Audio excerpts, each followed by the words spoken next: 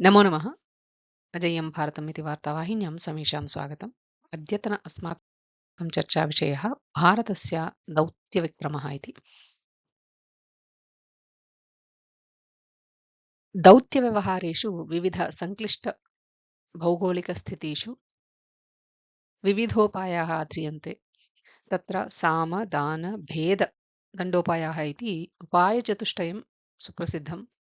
कदाचित् एकेनैव उपायेन कार्यं सेत्स्यति, किन्तु यदा स्थितिः सङ्कीर्णतरा भवति तदा एकाधिकेन उपायेनापि कार्यसिद्ध्यर्थं प्रयतन्ते दौत्यवेत्तारः। कतिपयमासेभ्यः प्राक् अष्टभारतीयाः निवृत्तसेनाधिकारिणः कतर्देशे देशद्रोहाभियोगेन निगृहीताः। आदौ कठिनकारागारेषु बद्धाः एते, ततः परं तेषां मरणदण्डः विहितः गत अक्टोबर् मासे। तत्र देशे कतर्देशे इयं प्रथा वर्तते यत् साधारणतया गुरुवासरे दण्डः विहितश्चेत् तदनन्तरदिने एव अर्थात् शुक्रवासरे एव विहितस्य दण्डस्य निर्वाहोऽपि क्रियते तैः। किन्तु यदारभ्य इमे भारतीयाः विदेशे बद्धाः, भारतीयदूतावासः तेषां विमुक्त्यर्थं निरन्तरायेण प्रयतमानः अस्ति विविधमार्गेषु। आदौ सामोपायः भारतीयराजदूताः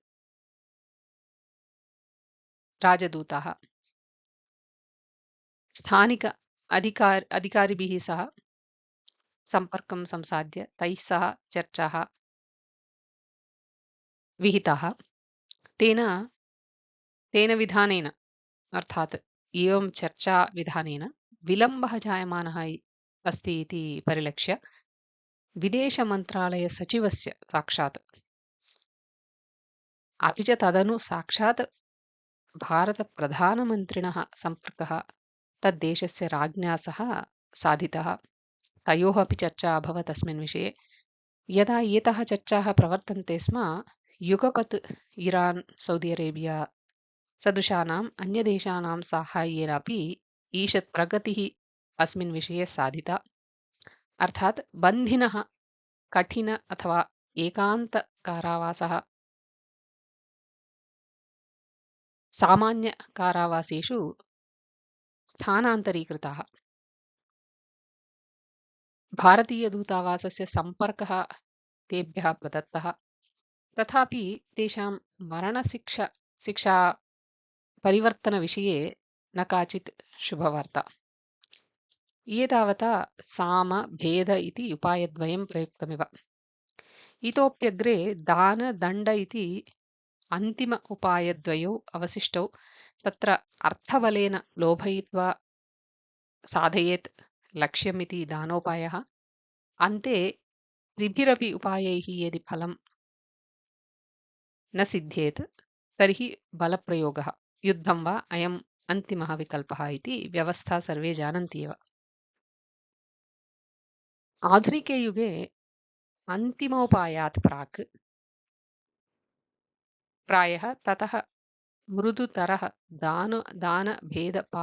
उपाययोः कठिनः कश्चन व्यवहारशैली दृश्यते। तद्देशस्य प्रकृतप्रसङ्गे कतर् देशस्य भारतोपरि आर्थिकनिर्भरतामेव आयुधरूपेण प्रयुज्य एकया रीत्या द्रव्यदण्डप्रहारेण इति वक्तुं शक्यते, तद्वारा नमयितुं यत्नः इति प्रायः पञ्चमोपायः स्यात्। एतस्यैव परिणामः अधुना कतर् देशे बद्धाः निवृत्तजलसेनाधिकारिणां मरणदण्डः निरस्तीकृतः। यद्यपि ते अधुनापि सम्पूर्णतया बन्धनात् न विमुक्ताः, तथापि तेषां विमोचनप्रकरणे अयमत्यन्तं प्रमुखः घट्टः, प्रधानविजयः इति वक्तुं शक्यते। अयं दौत्योपायः कथमादृतः इति ईषद् विचारयामः वयम्। सर्वादौ तु कतर् देशस्य निर्भरता काचित् वर्तते भारतदेशोपरि। स देशः भारतात् अनेकानि वैद्योपकरणानि औषधानि क्रीणाति। साधारणतया इमानि वस्तूनि दिनत्रये एव भारततः कतर् देशं प्राप्नुवन्ति स्म। किञ्च कथञ्चित् तेषाम् आयातसमयः विलम्बितः। अनेन कतर् वैद्यक्षेत्रे एकया रीत्या संक्षोभः समजनि। अत्यावसरस्थितिषु तत्रापि अन्यदेशेभ्यः एतेषाम् आयातः न तावत् सुलभः।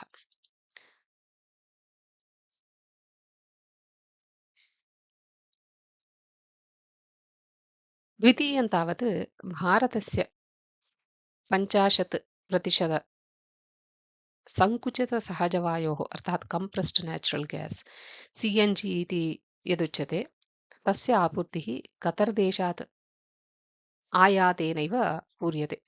50% आवश्यकता तदपि न्यूनाधिकेन $8.5 बिलियन् मितः व्यापारः।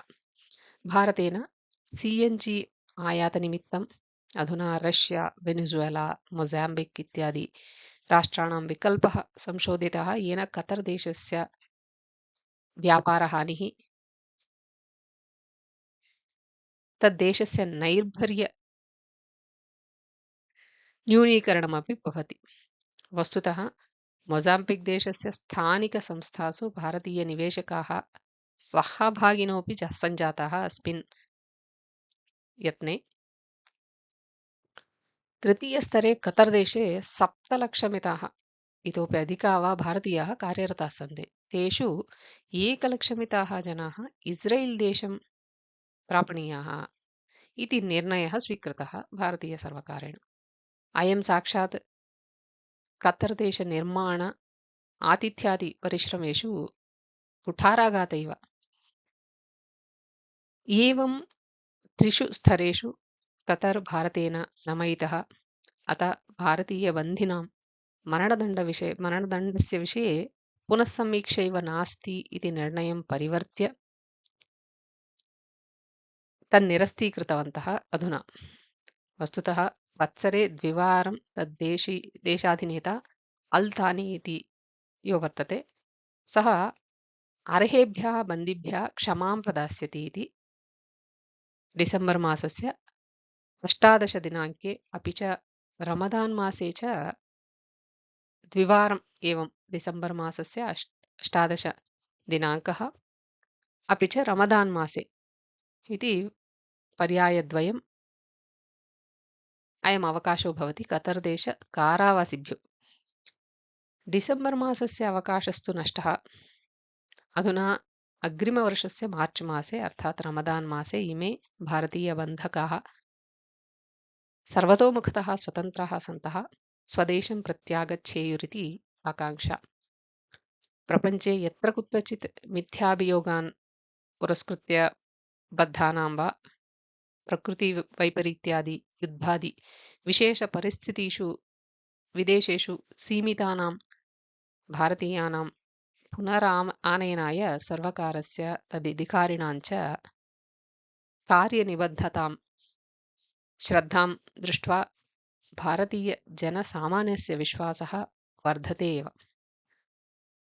तदपि अभिवर्धतामिति प्रार्थयामहे। ग्रिगेरियन् कालमानानुसारेण श्वः आरभ्य प्रवर्तमान नूतनवत्सरस्य शुभकामनाः। शुभं भूयात्। जय हिन्द।